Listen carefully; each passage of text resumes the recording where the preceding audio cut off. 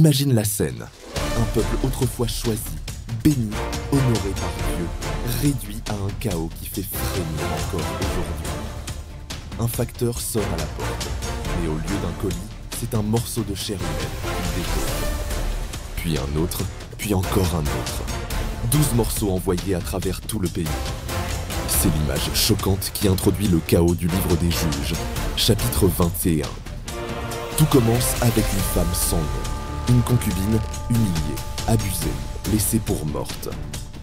Son corps découpé devient le cri d'alarme d'un peuple entier. Mais au lieu de guérir, ce cri ouvre la porte à un engrenage terrible. Une spirale où la religion n'éclaire plus rien, où les promesses deviennent des prisons, où les solutions bricolées créent encore plus de drames. Et voilà la question qui brûle nos cœurs aujourd'hui. Comment un peuple de Dieu a-t-il pu tomber si bas? Et comment éviter que nos familles, nos églises, nos sociétés connaissent la même dérive?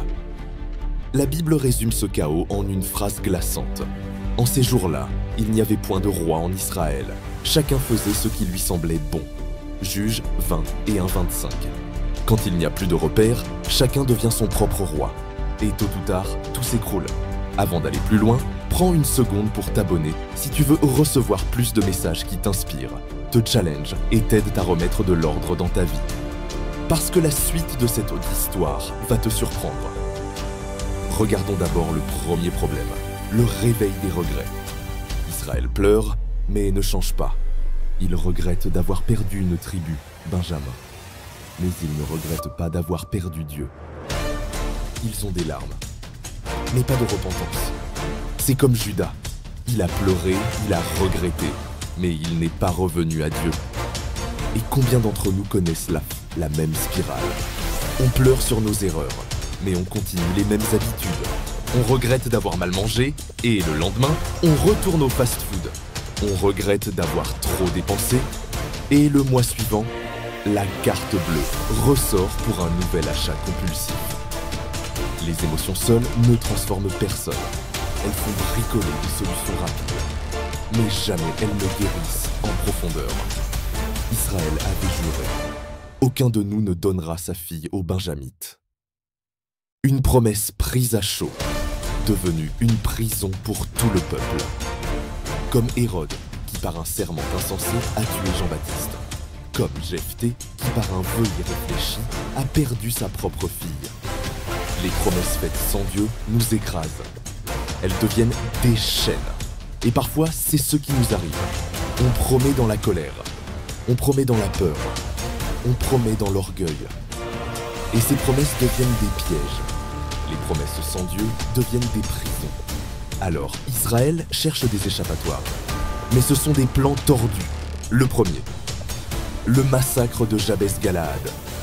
Une ville entière est détruite parce qu'elle n'était pas venue à l'appel. Tous les hommes tués. Toutes les femmes sauf les vierges tuées. Et 400 jeunes filles arrachées à leur famille, offertes aux Benjamites.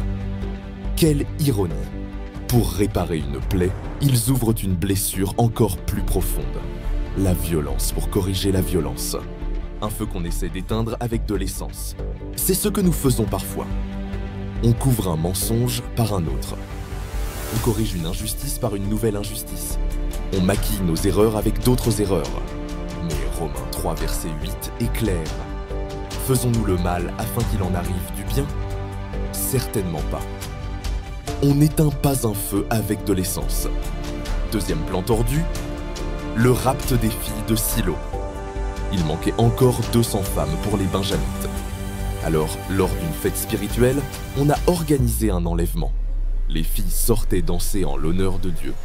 Les hommes sortaient les capturer de force, et les chefs d'Israël disaient « Vous n'êtes pas coupables, puisque ce n'est pas vous qui les avez donnés. » Quel mensonge spirituel, un compromis maquillé de religion, une désobéissance déguisée en stratégie. C'est ce que nous faisons aussi parfois. On dit « Dieu comprendra ». On met un vernis spirituel sur une décision charnelle. On habille un mensonge avec des mots religieux. Mais Dieu voit derrière le masque. Dieu ne bénit pas ce que l'homme maquille de spiritualité.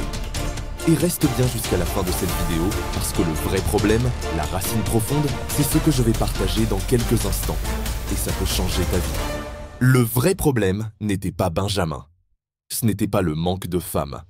Ce n'était pas les promesses ou les serments. Le vrai problème, c'était l'absence de roi. En ce temps-là, il n'y avait point de roi en Israël. Sans roi, le peuple s'égare. Sans roi, le chaos s'installe.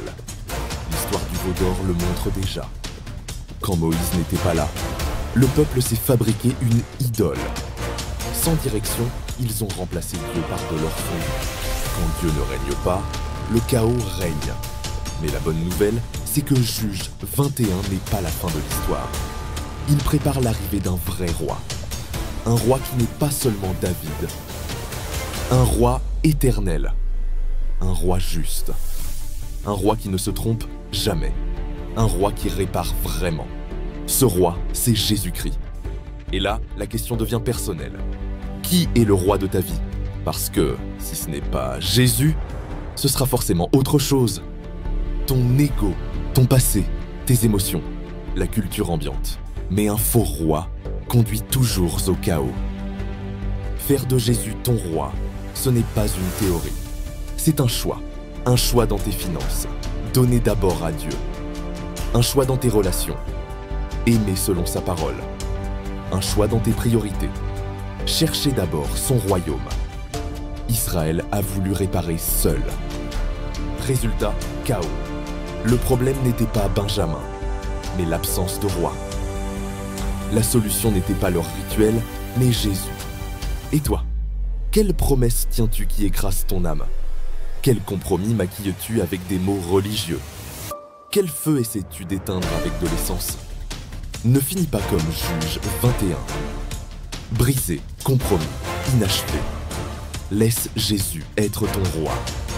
Quand tu le suis, quand son esprit règne, tu retrouves ton chemin. Et là, le chaos s'arrête et la vie reprend. Si ce message t'a parlé, partage-le autour de toi et abonne-toi maintenant parce que les prochaines vidéos vont aller encore plus loin. Et je te promets que tu ne voudras pas manquer ce qui arrive.